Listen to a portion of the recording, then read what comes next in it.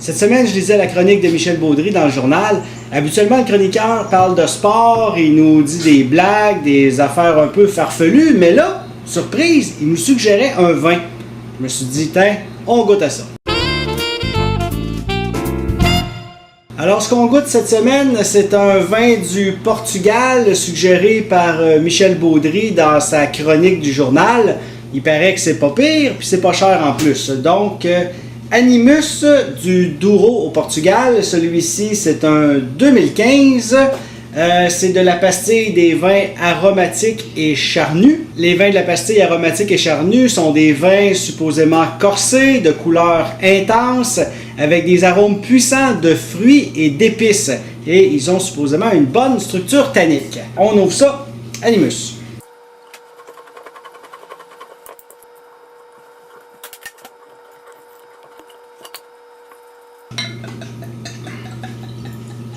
Verse.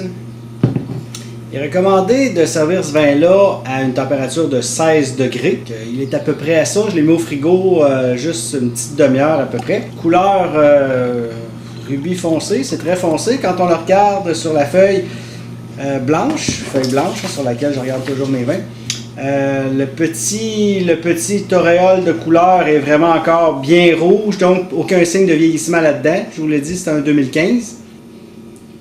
Beaucoup de fruits noirs mûrs là-dedans, des épices un peu comme le poivre du moulin qu'on vient tout juste de moudre et qu'on sent. Ça prend au nez un petit peu comme ça, comme le poivre. C'est pas désagréable, là. Et on goûte.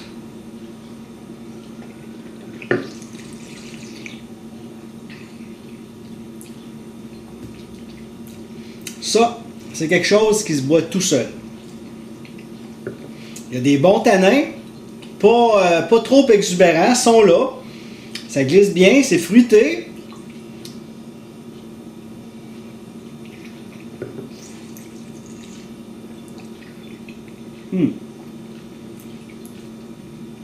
Ouais. C'est un petit vin passe-partout, ça.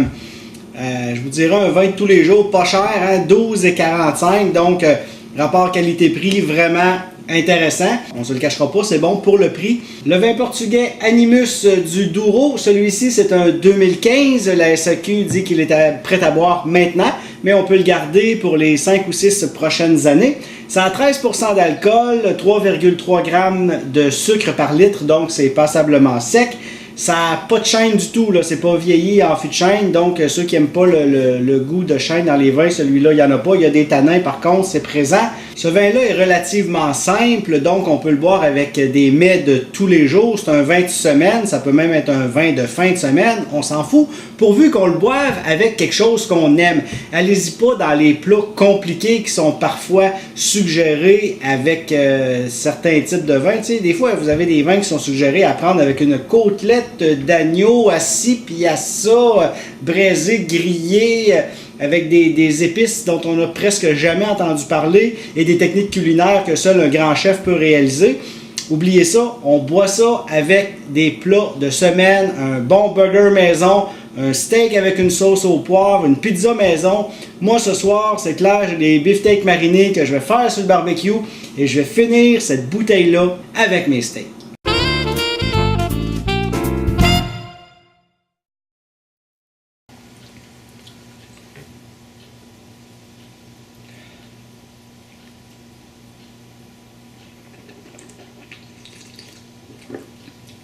Ah, sérieux pour le prix, là? Go, tout de suite!